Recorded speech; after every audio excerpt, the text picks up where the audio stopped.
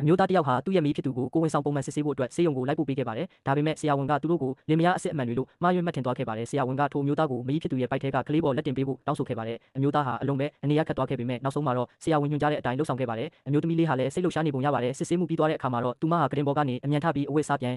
ဝတ်ဆင်ခဲ့ပါတယ်။တကယ်တော့အခုဖြစ်ရက်တွေဟာလွန်ခဲ့တဲ့3 ရက်ကတည်းကစတင်ခဲ့တာပါ။ညနှစ်ပိုင်းချိန်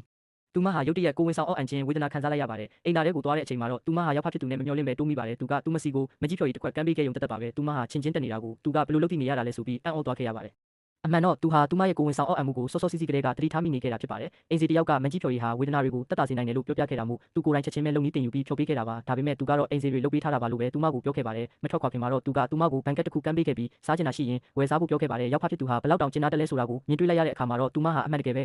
စိတ်လှုပ်ရှားကြည်နူးသွားခဲ့ရပါတယ်။ဒီဇလန်ကတော့တကယ်တော့လွန်ခဲ့တဲ့တလကတည်းကစတင်ခဲ့တာပါ။သူမရဲ့ခင်မုန်းဖြစ်သူဟာဝမ်းနည်းစရာကောင်းတဲ့မတော်တဆမှုတစ်ခုကြောင့်ကွယ်လွန်သွားခဲ့ပါတယ်။သူမမှာခင်မုန်းဖြစ်သူရဲ့ရင်သွေးလေးကြံရစ်ခဲ့မှန်းရောက်ခမဖြစ်သူသိရှိသွားတဲ့အခါမှာတော့တက်တော်ဆောင်နေတဲ့အတူချက်ချင်းပဲသူမကိုလာရောက်ရှာဖွေပြီးမိသားစုရဲ့ဆိုင်ရင်ကြီးစီခေါ်ဆောင်သွားခဲ့ပါတော့တယ်။ကားပေါ်ကနေဆင်းလိုက်ရတဲ့အချိန်မှာတော့အမျိုးသမီးဟာအံ့အားသင့်သွားခဲ့ရပါတယ်။ခင်မုန်းဖြစ်သူဟာအမြဲတမ်းမိမိကိုယ်ကိုတာမန်လူတစ်ယောက်ပါလို့ပဲပြောဆိုခဲ့တာကြောင့်သူ့မိသားစုကအခုလောက်ထိချမ်းသာကြွယ်ဝနေလိမ့်မယ်လို့သူမတစ်ခါမှမသိခဲ့ပါဘူး။နောက်ပိုင်းမှာတော့ရောက်ခမဖြစ်သူကသူမကိုပြုစုဆောင်ရှောက်ဖို့အတွက်အိမ်စီ3 ယောက်ကိုတာဝန်ချပေးခဲ့ပြီးအသုံးစရိတ်အဖြစ်ဒေါ်လာတန်50တောင်ပေးအပ်ခဲ့ပါတယ်။ဒါပေမဲ့သူမကတော့အဲ့ဒီငွေတွေကိုပြက်ပြက်တသားညှင်းပယ်ခဲ့ပါတယ်။သူမဟာဘလောက်တောင်ရိုးသားနှိမ့်ချပြီး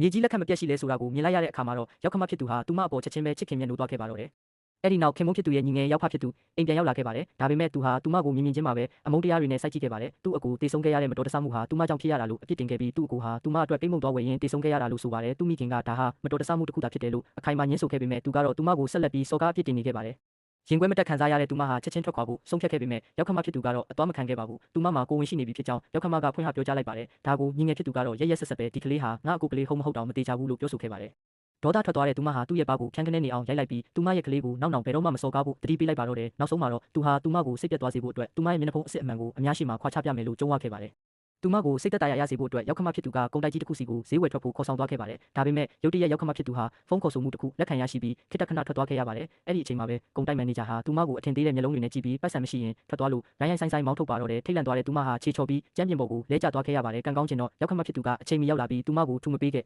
ပါတယ်။မကြခင်မှာပဲညီငယ်ဖြစ်သူဟာလည်းကုန်တိုက်စီကိုအပြေးလွှားရောက်ရှိလာခဲ့ပြီးကုန်တိုက်မန်နေဂျာကိုအပြင်ကိုဆွဲထုတ်ကရက်ရက်ဆက်ဆက်ဝိုင်းဝန်းရိုက်နှက်ပါတော့တယ်။အဲ့ဒီအချိန်ကျမှပဲဒီကုန်တိုက်ကြီးတစ်ခုလုံးဟာသူတို့မိသားစုပိုင်တာဖြစ်မှန်းသူမသိရှိသွားခဲ့ရတာပါ။ဝစ်စုံအစ်စ်လေးကိုလဲလဲဝစ်ဆင်ပြီးတဲ့နောက်ထွက်လာခဲ့တဲ့သူမကိုမြင်လိုက်ရတဲ့အချိန်မှာတော့ညီငယ်ဖြစ်သူဟာသူမရဲ့အလှတရားတွေကြားမှာလုံးဝဥတုံငေးမောရင်တက်ရှူမောဖြစ်သွားခဲ့ရပါတော့တယ်